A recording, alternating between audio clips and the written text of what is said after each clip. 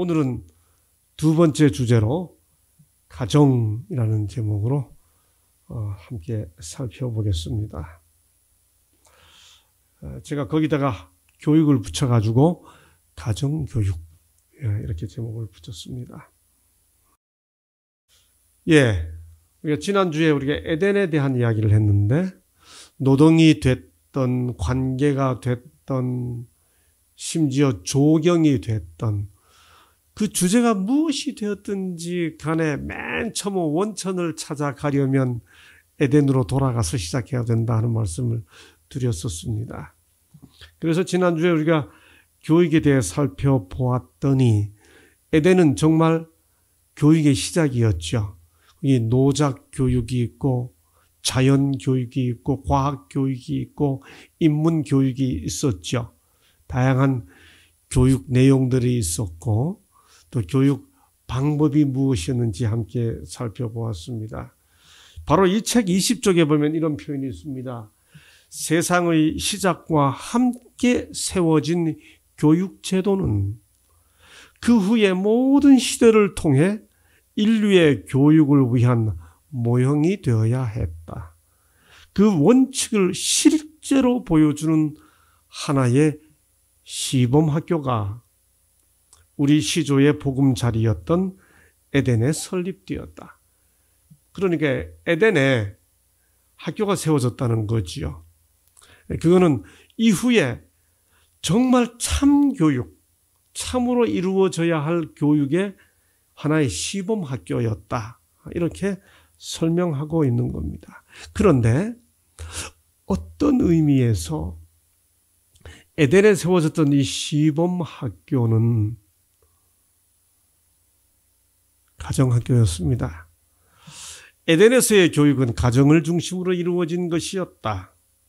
아담은 하나님의 아들이었고 아버지이신 하나님께로부터 교육을 받았다.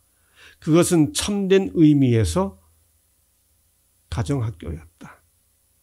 우리 모두가 다 누군가의 아들이었고 딸이었고 이제는 누군가의 엄마이고 아빠이잖아요.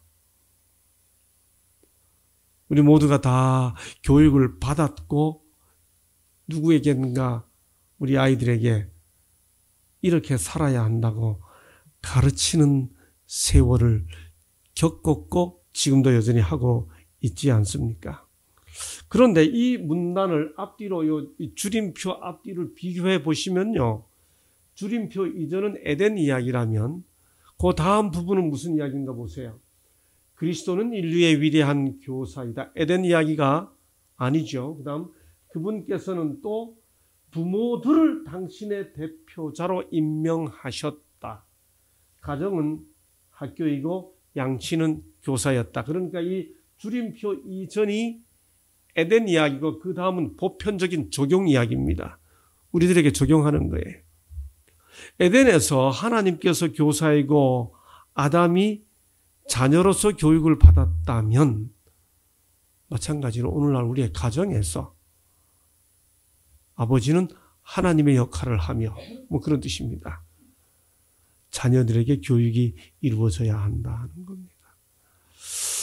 여러분 제가 결혼하기 전에 이제 아주 젊은 나이로 목회를 시작했더니 선배들이 캠퍼스에서 함께 찾아와서 우연히 만나게 됐는데 그 선배들이 했던 유명한 말 중에 제가 평생 잊지 못하는 말이 있습니다. 이보게 자녀 교육에 관한 설교는 결혼하기 전에 다 하시게. 그게 무슨 말일까요?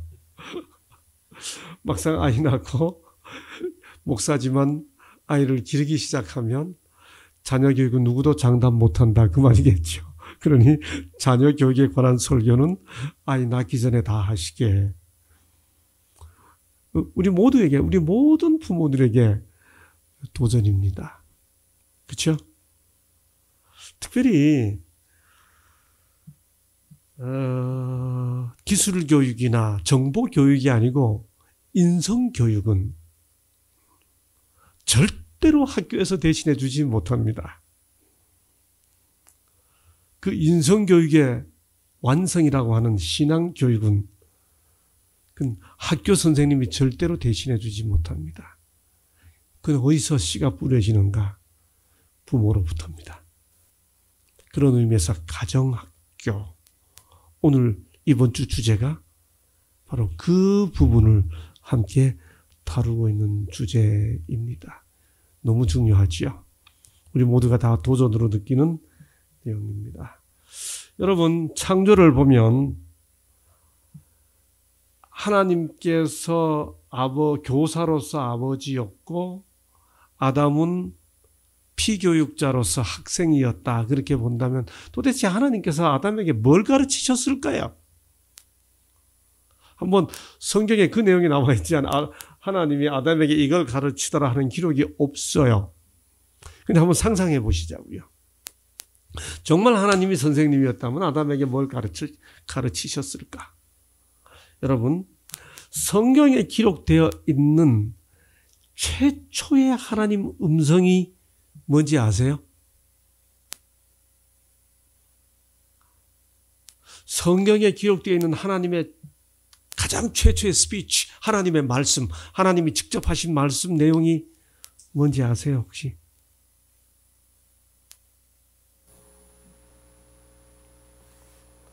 성경 읽어보겠습니다. 창세기 1장 1절, 태초에 하나님이 천지를 창조하시니라. 이거 말이 아니죠. 설명이죠. 2절, 땅이 혼돈하고 공허하며 흑암이 깊음 위에 있고 하나님의 신은 수면에 운행하시니라. 역시 설명이죠. 이건 문장을 기록할 때 일종의 해설입니다. 내레이션이에요. 그 다음 하나님이 가라사대, 그 다음 나오는 말 함께 읽으시겠습니다. 시작. 이겁니다. 이 말이 성경에 기록되어 있는 최초의 하나님 음성입니다. 이걸 히브리어로 읽으면 예시오르 이렇게 합니다. 예시오르. 이 오르라는 말이 빛이에요. 여히라는 이 말은 그리고 있어라. 영어로 let there be light 이렇게 하잖아요. 빛이 있으라. 하나님께서 하신 말씀이 빛이 있으라예요. 이게 하나님의 첫 음성인데 하나님께서 아담에게 뭘 가르치셨을까? 우리 부모들이 대개 자녀들에게 뭔가를 가르칠 때 아빠가 저 일제시대 만주에 있을 때 뭐 이렇게 하면서 이야기하잖아요. 그때 저 두만강을 두만강을 그 강변을 뛸 때 뭐 이렇게 하면서 겪은 이야기, 한 이야기를 주로 하잖아요. 하나님께서 아담에게 이야기를 하신다면 뭔 이야기를 했을까? 틀림없이 이건 제 추측입니다. 창조가 어떻게 이루어졌는지부터 설명하시고 빛이 무엇이있는지를 풀어 가시지 않으셨을까? 그런 생각을 해봅니다. 재미있게도요. 바울이 바로 여기 빛이 있으라 하는 요 구절의 의미를 이렇게 설명합니다. 고린도후서 4장 6절에서 어두운데 빛이 비치라, 빛이 있으라 그 말이죠. 빛이 비치라 말씀하셨던 그 하나님께서, 그 다음 잘 보세요. 예수 그리스도의 얼굴에 있는 하나님의 영광을 아는 빛을 그 다음 어디에 비추셨다고요?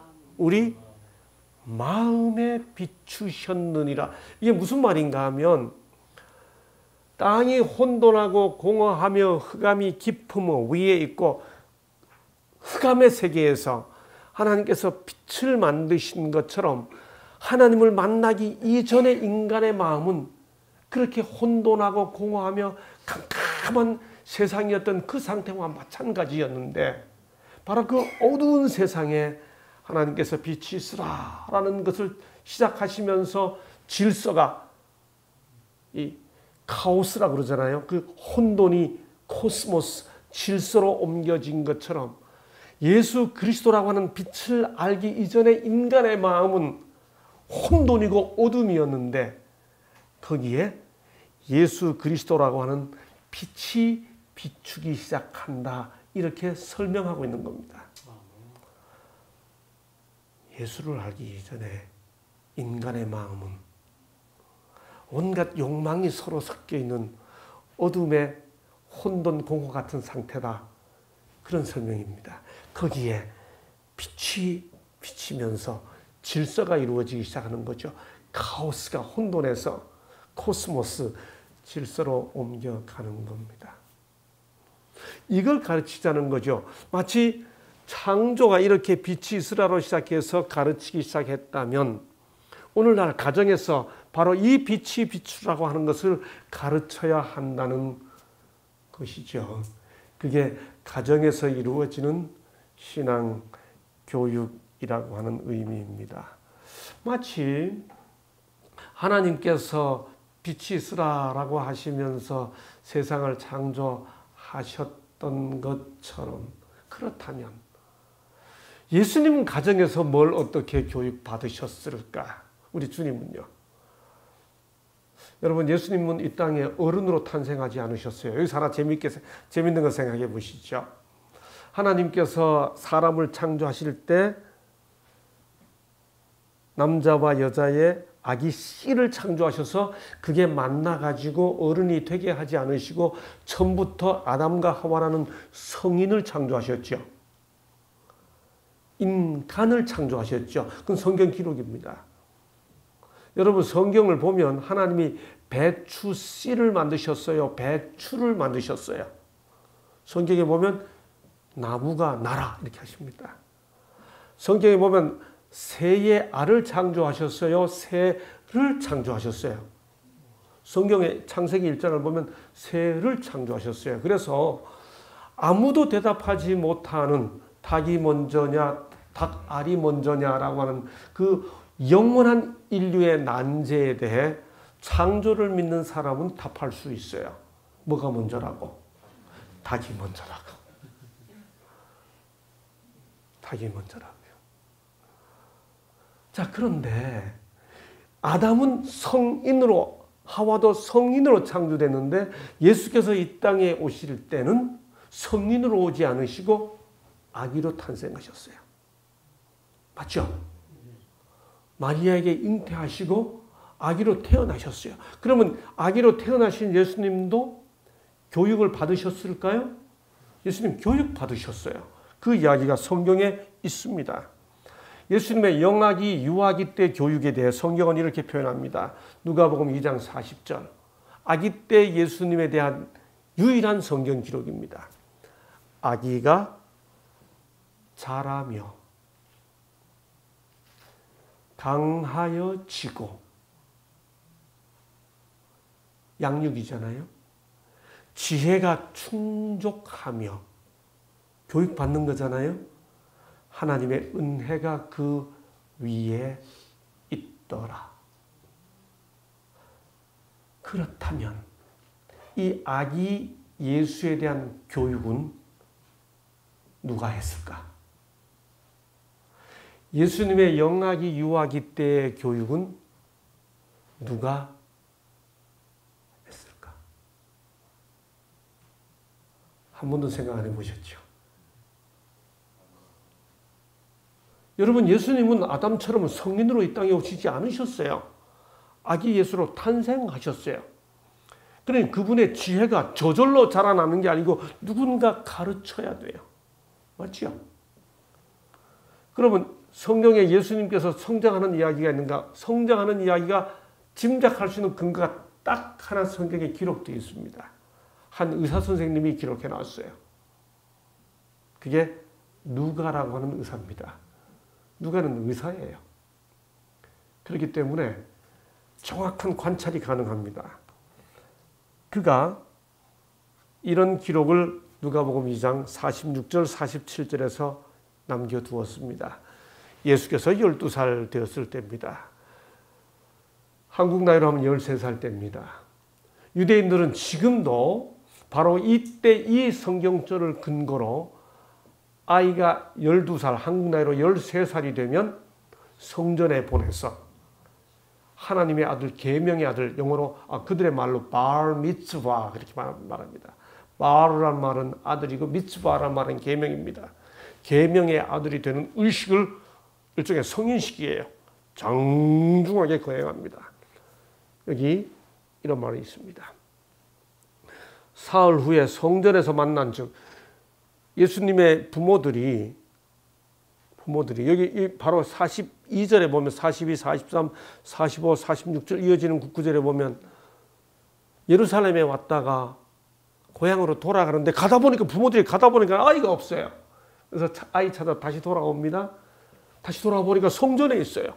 성전에서 나이 든 선생님들하고 이야기를 하고 있는 겁니다. 엄마가 놀래가지고 어떻게 부모가 어디 있었어? 우리가 너무 애타게 찾았잖아. 내 아비가 이렇게 아버지가 이렇게 여러분 우리가 너무 잘 아는 대로 요셉은 예수님의 혈통적 아버지가 아니죠. 근데 마리아가 내 아버지가 이렇게 말합니다. 요셉을 가리켜. 얼마나 애타게 찾았는데.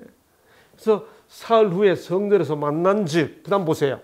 그가 선생들 중에 앉으사 저에게 듣기도 하시며 묻기도 하시니 12살 먹은 아이가 듣는 자가 다 그 지혜와 대답을 기이히 여기더라. 여러분 지금까지 긴 인생 살아오시면서 12살 먹은 아이하고 이야기하면서 얘가 어른보다 더 뛰어나네 하는 것 때문에 놀래본 경험 있으세요?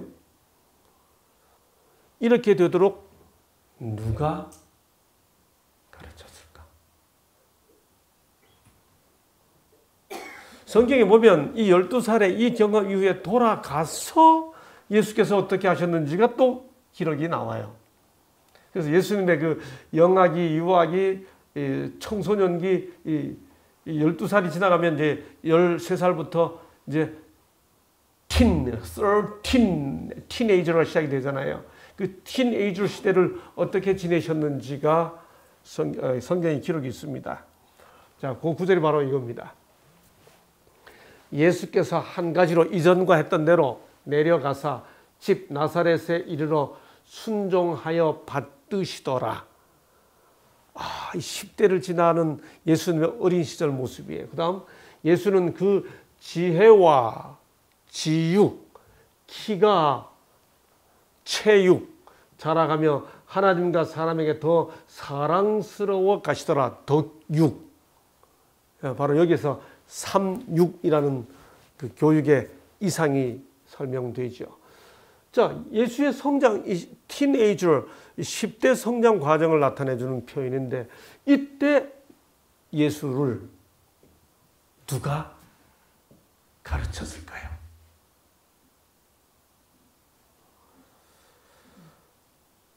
누가 가르쳤을까요? 예수님이 다 성장하시고 난 다음에 30살이 돼서 구체적으로 사회를 위한 봉사를 시작했을 때 사람들이 예수님을 뭐라 부르는가 하면 여기 보세요. 이는 그 누구의 아들? 이 표현 아주 중요합니다.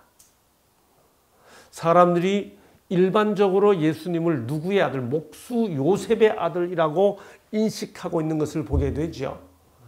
그렇다면 영유아기 때는 영유아기 때 아기 예수님은 누가 주로 가르치고 10대 이후 청소년기 성장기에는 누가 주로 가르쳤을지를 짐작해 볼 수 있죠.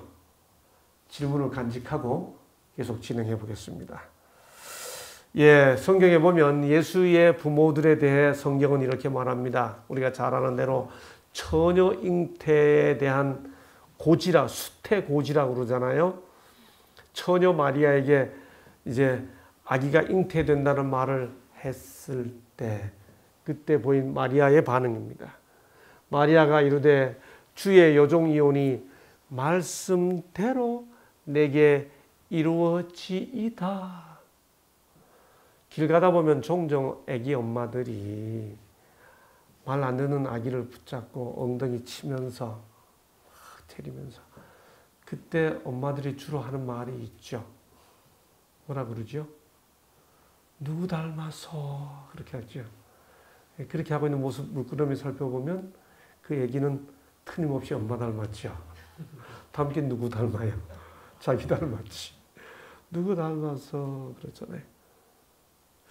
아까 좀 전에 보니까 뭐라 그랬죠? 순종하여 받드시더라 이랬죠. 엄마가 뭐라 그래요? 말씀대로 내게 이루어지이다 라고 하죠. 그 다음에 이 이야기를 들은 정혼한 남편이었던 요셉의 반응. 요셉이 잠에서 깨 일어나 주의 사자의 분부대로 행하여 순종하여 받드시더라 라고 하는 예수님의 그 모습은 그분을 길러낸 부모들의 모습이 그대로 반사되고 있는 것임을 확인하게 되죠. 제가 무슨 이야기를 하고 싶은가 하면요. 예수님마저도 부모 교육의 결실이 그 삶 속에서 나타나고 있다는 사실을 성경이 확인해 준다는 것이죠. 하나님의 아들이 성육신 하셨으니 당연히 라고 생각하는 것 넘어 부모의 교육이 거기 나타나고 있다는 부분을 생각해야 된다는 거죠. 그렇기 때문에 에덴에서도 가정교육이었고 예수님마저도 가정교육을 통해 그런 일이 이루어졌다면 가정교육이 얼마나 중요하냐라고 하는 것을 먼저 서론적으로 인식하자는 겁니다. 이 아이가 누굴 닮아서 라고 말하는 그 부모들의 모습에서 우리는 이미 여기서 부모로서의 하나님, 아담을 가르쳤던 하나님과 예수를 가르쳤던 예수의 부모들의 모습 속에서 오늘 가정교육이라고 말할 때 그 출발이 어디서부터 이루어져야 하는지를 확인할 수 있다는 거죠. 그래서 나온 유명한 말이 문제아는 없다. 다만 문제 부모가 있을 뿐이다. 예, 영아기, 유아기, 아동기를 위한 가정교육은 정말 중요합니다. 함께 읽어주실래요? 시작. 됐습니다. 잠깐만요. 제가 PPT 만들면서 한 절을 이렇게 인용할 때 좀 글자를 색깔을 달지 않고 크게 하는 것은 시간이 많아서 그렇게 하는 게 아니고요. 그거 강조하기 위해서 그런 겁니다. 그래서 센스 있는 학생들은 읽어주실래요? 하고 말하면 그 부분 읽을 때 톤을 높여서 읽습니다. 그리고 적을 때도 그걸 탁 하이라이트 시켜서 빨갛게 이렇게 노랗게 하이라이트 강조해요. 다시 읽어보겠습니다. 시작. 교육 효과가 금방 나타납니다.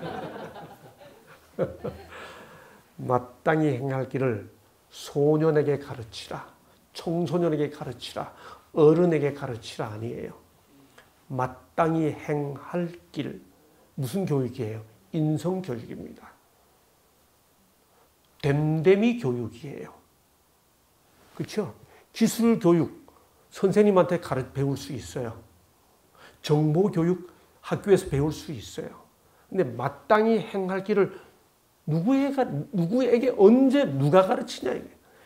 마땅히 행할 길을 아이에게 가르치라.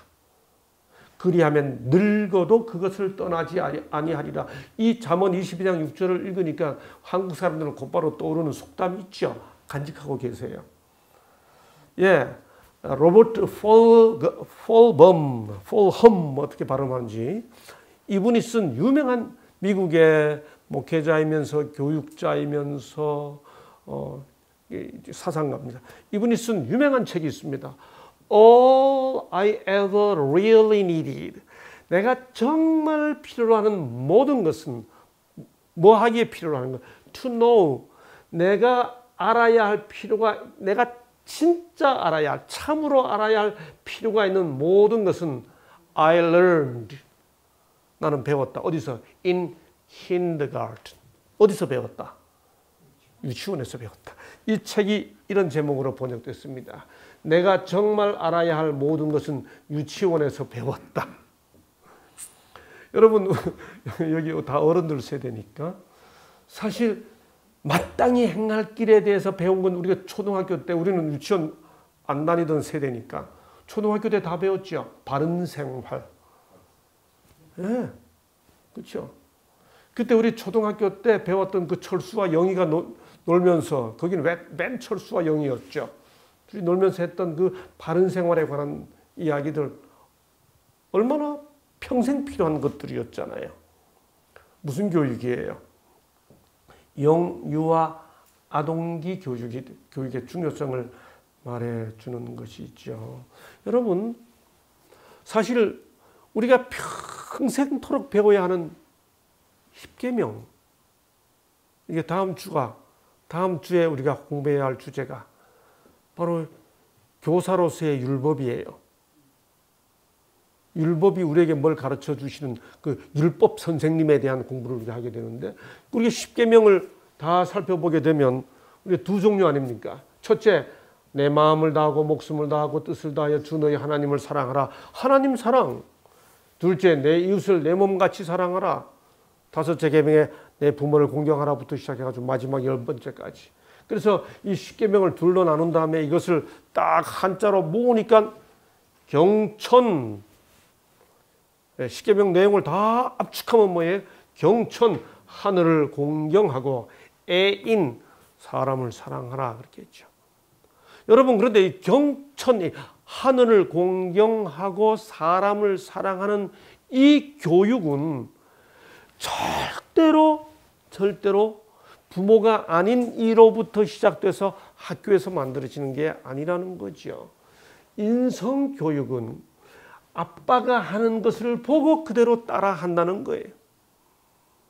부모가 어떻게 하느냐에 의해 자녀가 그대로 십자가를 만들면 아들도 보고 그걸 만들어 간다는 거죠. 이 그림 하나가 언제 해야 하며 어떻게 해야 하는지를 다 설명해 주는 그림입니다. 우리 아이가 왜 교회 안 나오는지 몰라? 그거 누가 뿌린 씨예요? 부모가 뿌린 씨라는 거죠. 우리 아이 품성이 왜 저렇게 됐는지 몰라? 그 누가 뿌린 씨라는 거예요? 부모가 뿌린 씨라는 거죠. 아빠가 어떻게 만들어 가느냐를 보고 아이가 그대로 보고 만들어 가는 것이기 때문에 그런 겁니다. 교수님, 우리 유 교수님, 혹시 요 속담을 한자로 옮겨 주실 수 있으세요? 아니면 한글로?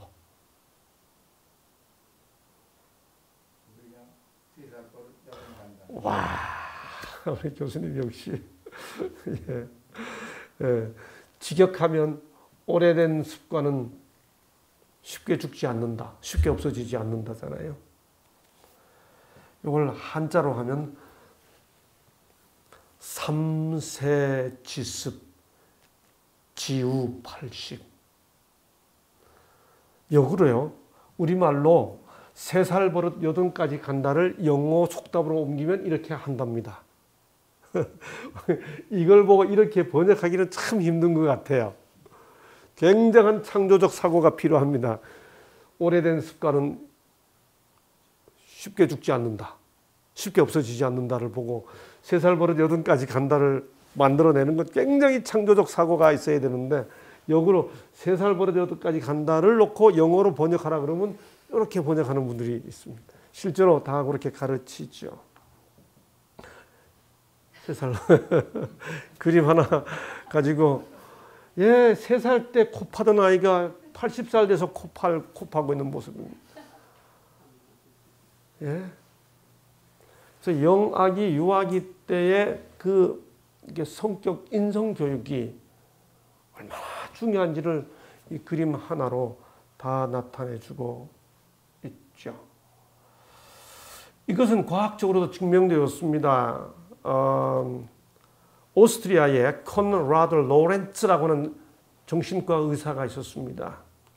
이 로렌츠라고 하는 이분이 실험을 해서, 이건 과학 법칙입니다. imprinting effect, 일종의 각인 효과라고 그러는데, 이게 뭔가 하면은 조금 시간을 두고 부모를 따라가는 이렇게 그런 새들, 특별히 거위나 오리같이 보이는 이 부화된 어린 것들에게 맨 처음 먹이 주는 그 일을 해보는 거예요. 근데 놀라운 거는요, 맨 처음 먹이 주는 그 시점에 그 일을 직접 해보니까 이 새끼들이 어미를 안 따라가고 따라오는 겁니다. 이렇게. 이게 어느 순간 딱 각인되는 거예요. imprinting effect. 이걸 가리켜 각인 효과라고 합니다.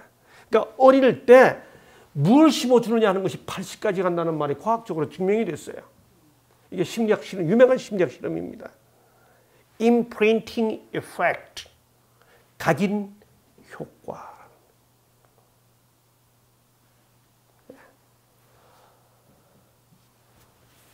여기 또 다른 실험에서 이게 유명한 이야기입니다. 볼비라고 하는 볼비 이론이라고 해요. 에인스워스라고 하는 이론인데 이 볼비라는 분은 이거 뭔가 하면 아이가 주 양육자, 다시 말해 엄마하고, 주로 엄마겠죠.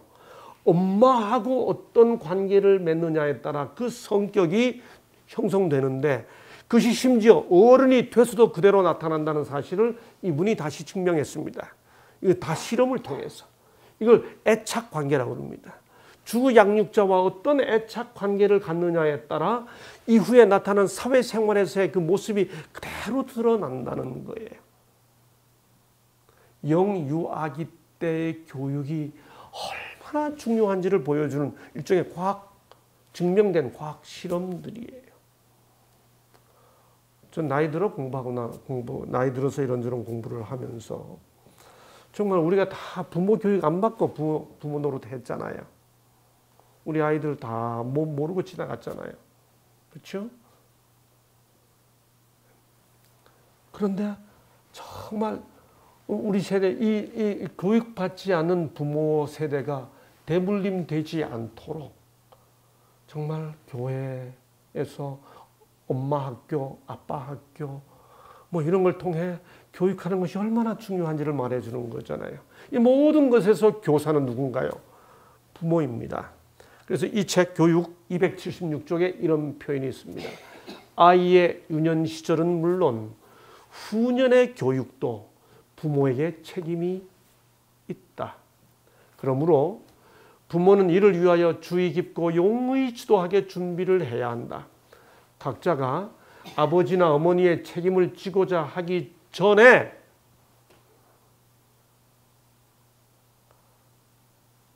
남녀의 신체 발육 법칙에 대하여 알아야 하며 생리학을 알아야 된다는 거예요. 3살 때, 5살 때, 7살 때, 9살 때 어떻게 되는지를 알아야 아이가 그 시기에 나타내는 특징들을 이해하고 제대로 양육할 수 있다는 거죠.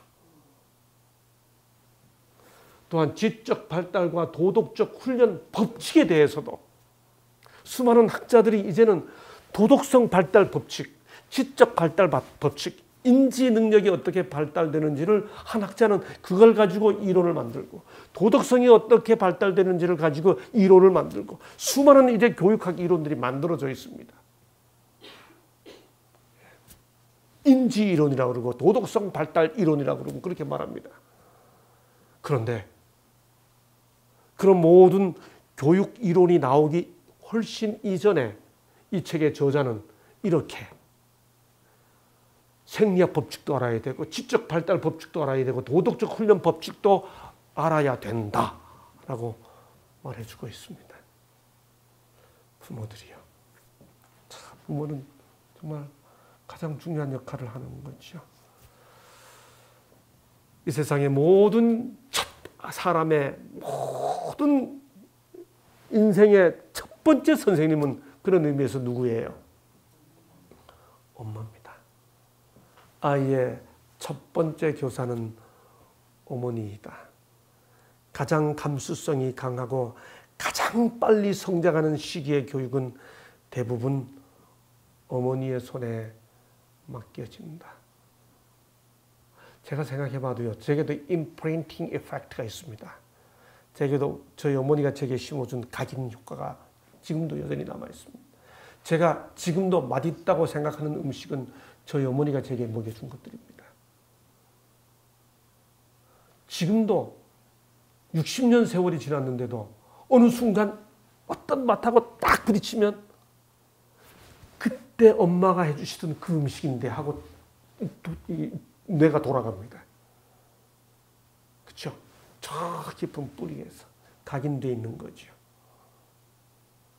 아이의 첫 번째 교사는 어머니이다. 그런 의미에서 아기 예수로 태어난 우리 주님을 교육했던 첫 번째 교사 누구였을까요?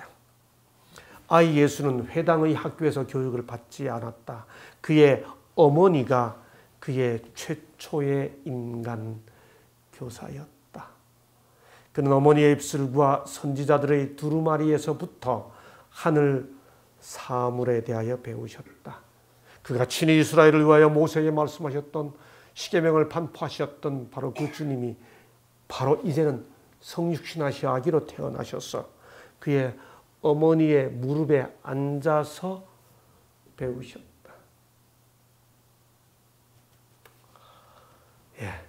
그래요. 엄마들의 역할이 얼마나 중요한지 확인할 수 있죠. 티네이저가 된 아이들을 위한 교육은 누가 하나요? 여기 신명기 6장 4절 9절. 여러분, 노벨 평화상의 40%를 한 민족이 차지하고 있습니다. 거의 40%, 뭐 정확히는 37%, 어떤 경우는 27%라고 뭐 통계도 잡습니다.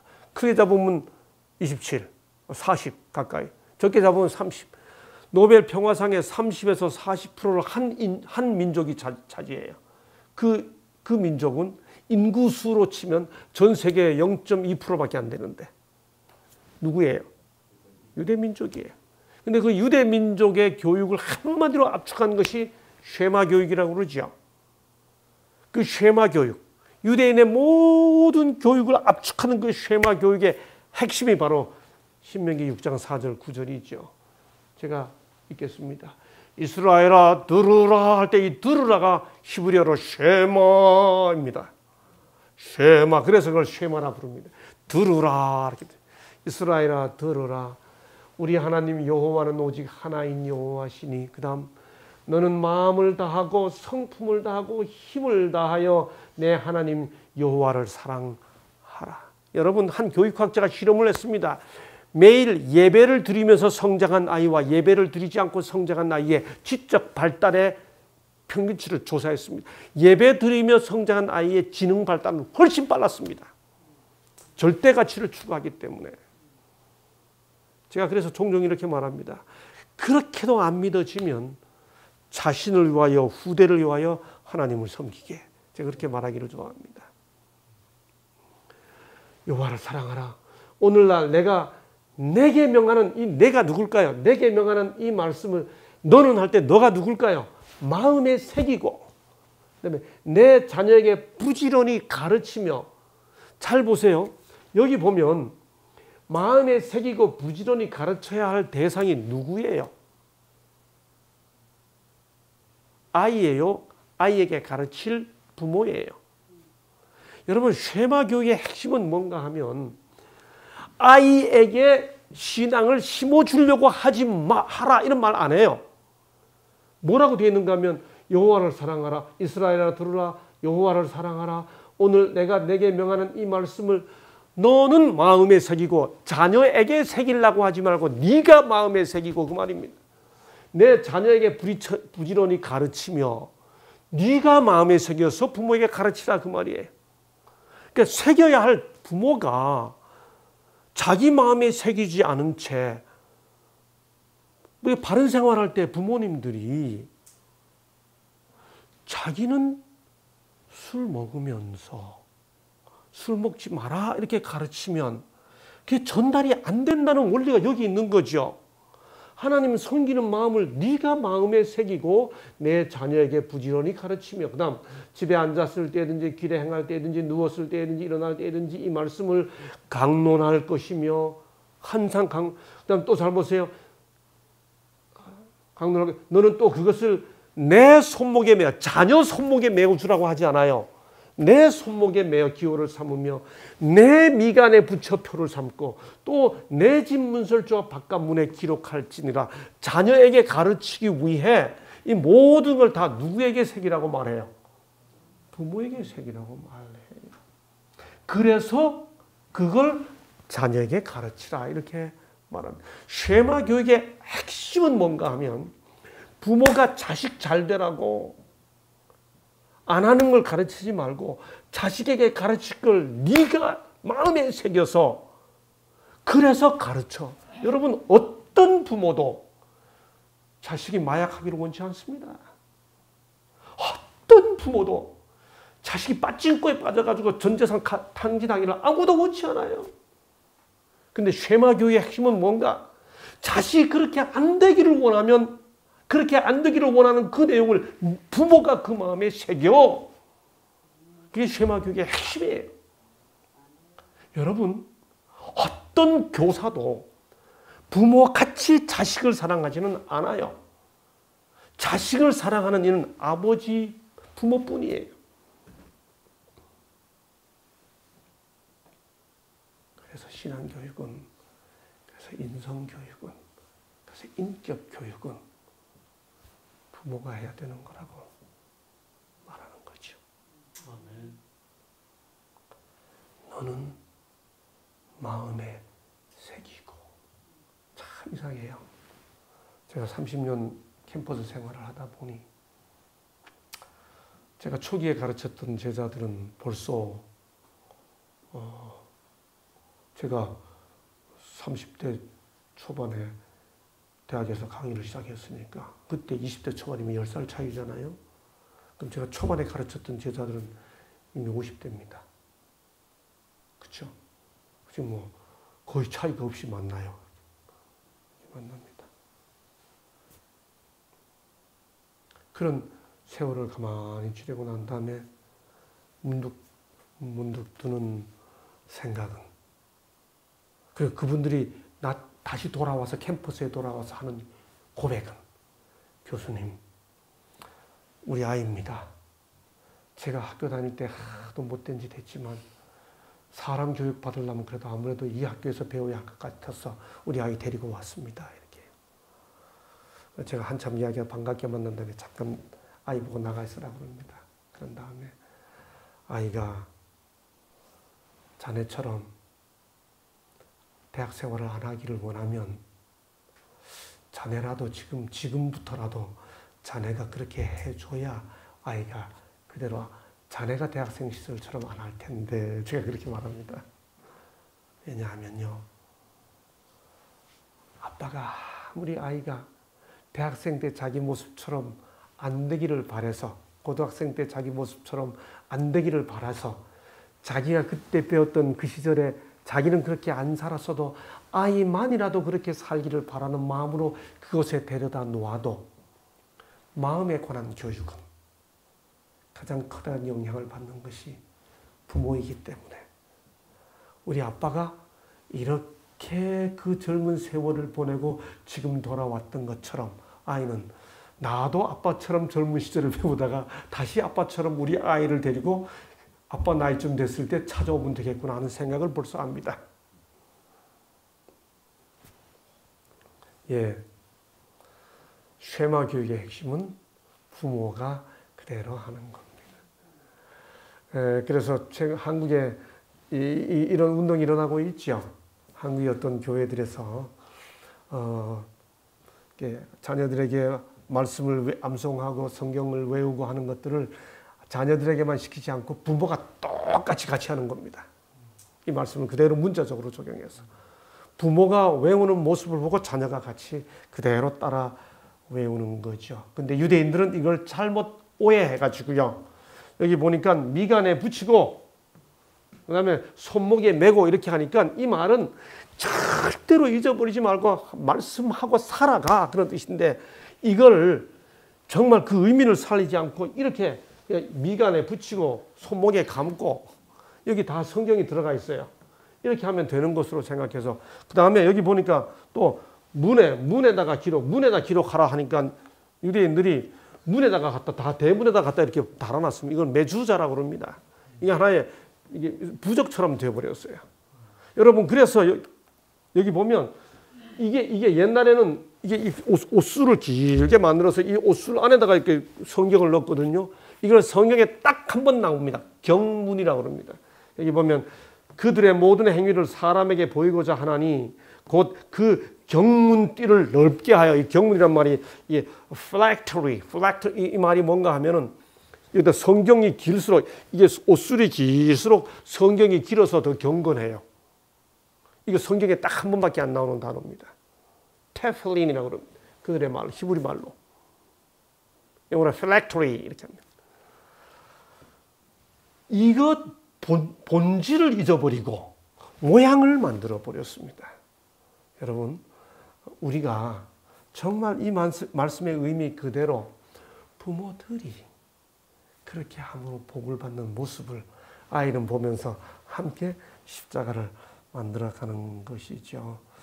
예, 주께서는 아주 어릴 때부터 아이들에게 하나님의 율법에 명시되고 이스라엘의 역사 가운데 나타나신 하나님의 인자하심과 위대하심에 대하여 가르치라고 특별히 명하셨다. 어릴 때부터 찬미와 잘 보세요. 그다음 보세요. 찬미와 기도와 성경의 교훈들은 지성이 뜨기 시작하는 아이들의 마음에 적응되어야 한다 그랬습니다. 이렇게 아이들에게 바른 마음을 가르치고 신앙을 가르쳐 주려면 무엇보다 필요한 것은 소통입니다. 에베소 6장 4절 아주 중요한 교훈이 하나 있습니다. 너희 자녀를 뭐하게 하지 말라. 예, 노엽게 하라. 저도 참 잘하지 못한 권면입니다. 이 부분에 대해서 현대인의 성경은 이렇게 말합니다.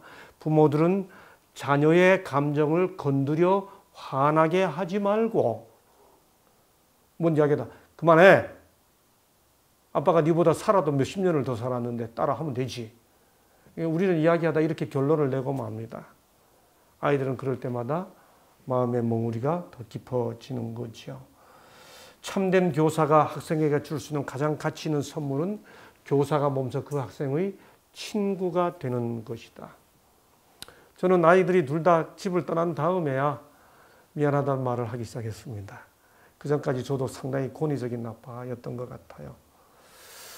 사람들, 특히 청소년들은 상대와 더불어 공감하는 일을 통하여 서로를 이해하게 되므로 가장 효과적인 감화를 주기 위해서는 우리는 그들을 이해해야 한다. 예, 교육의 핵심이 어디 있는지를 이 한 구절 속에서 다 가르쳐 주는 것 같습니다. 어떻게 해야 화나지 않게 하나요? 지난번 보여드렸죠. 해리 할로우의 1959년 실험.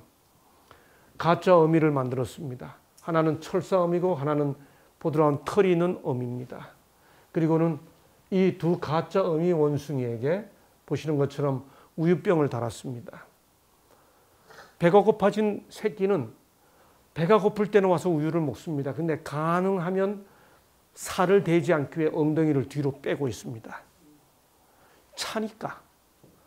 그런데 놀라운 사실은 우유만 먹고 나면, 우유 먹여준 것은 이 어미인데도 우유만 먹고 나면 여기가 있습니다.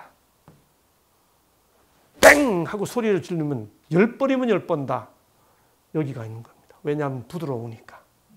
부드러운 털이 있으니까. 우리들은 잠 안 자고 몸이 부서져라 이래서 갖다 먹이고 가르쳤는데 왜 네가 내 말 안 듣느냐라고 말하는데 생명체는 찬 걸 싫어하는 겁니다. 따뜻한 부드러움에 가서 몸을 대고 있는 거죠. 이 사실은 무엇을 나타내 주는가 하면 유기체는 식욕 본능보다 관계 본능이 우선한다고 하는 사실을 보여주는 겁니다. 우리는 먹이면 다 하는 줄 압니다. 아니라는 거죠. 따뜻한 걸 더 필요로 한다는 거죠. 내 자녀를 노엽게 하지 말라. 노엽게 하는 순간 소통이 끊기고 관계가 허물어지기 때문에 따뜻함을 유지하는 것이, 이 실험은 이후 모든 학문 영역에서 교육학이고 경영학이고 경제학이고 모든 영역에서 새로운 이해를 하게 해줬습니다. 먹는 것이 전부인 줄 알고 먹이는 것이 최고의 본능인 줄 알았던 유기체에게 더 우선하는 본능이 있다는 사실을 알려준 실험이기 때문인 거죠. 아들이 제게 써준 첫 번째 편지입니다. 제가 잘하는 거 하나는 기록을 잘 남기는 거예요. 우리 아들이 글을 써서 제게 남긴 첫 번째 편지. 아버지, 저를 낳으시고 저를 길러주셔서 감사합니다. 그리고 저 누나하고 싸우지 않을게요. 그리고 어머니, 아버지 감사합니다. 정말 정말 감사합니다. 94년도에 제가 아들한테 받은 첫 번째 편지. 간직한 이유는 소통이기 때문이라고 생각했죠. 딸이 쓴 어느 날 편지입니다. 아빠가 오셨다. 우리는 아빠께서 어떻게 하시나 한번 쪼르르 숨어 보았다. 아빠께서는 다 아시면서 요놈들 어디 갔나 하고 익살스러운 으름장을 놓으셨다. 그러자 우리는 쪼르르 달려가 아빠 품에 안겼다. 아빠께서는 허허허 하고 웃으셨다. 어머니는 호호호 웃으셨고 나와 동생은 헤헤하 하고 웃었다. 사단이 들어오지 못하는 화목한 가정인 것 같다. 예, 이 아이가 몇 살 때 쓴지 제가 연도를 쓰지 않았네요. 어느 눈 오는 겨울이었습니다. 12월 25일 크리스마스가 다가오고 있었죠. 저희 두 내외는 선물을 준비하고 아이들이 빨리 잠들기를 기다렸습니다. 근데 이놈들이 자지 않아요. 아이들 방에서. 그래서 기다리다가 우리가 지쳐가지고 애들아 자자 하고 불을 껐습니다. 불을 끄고 누워있는데 우리가 채 잠들기도 전에 빼꼼 우리 방문이 열리는 소리가 들렸습니다. 그래서 아내가 일어서려고 그러길래 이놈들이 살금살금 들어오는 소리가 들려요. 그래서 이불 속에서 안에서 팔을 딱 잡았습니다. 가만히 있어봐. 이런 식으로 딱 잡았어요. 이 두 놈이서 막 우리 이불 주위를 이렇게 돌아다니는 소리가 들립니다. 뭐 부시럭부시럭 하고 뭔가 뭐 해요. 누나 조용히 해. 막 이러면서 돌아다니는 소리가 들려요. 그리고 나갔습니다. 시간이 한참 지나서 일어났습니다. 그랬더니 우리 침대가 아닌 그게 바닥에 이렇게 놓고 얕은 침대였는데 그 주위에 이런저런 것이 떨어져 있어요. 그래서 보았습니다. 그 떨어졌던 게 이거였습니다. 상징, 사랑이란 우정이자 나눔이니라. 이게 무슨 소린가? 이런 게 몇 가지 떨어져 있는 겁니다. 또 보니까 이 일은 누구의 일인지 알면 아침에 밝혀라. 이 아이들이 이제 우리 이불 주위에다 떨어뜨려 놨어요. 여기 딱 보니 메리 크리스마스, 어린이를 좋아하는 것도 좋지요.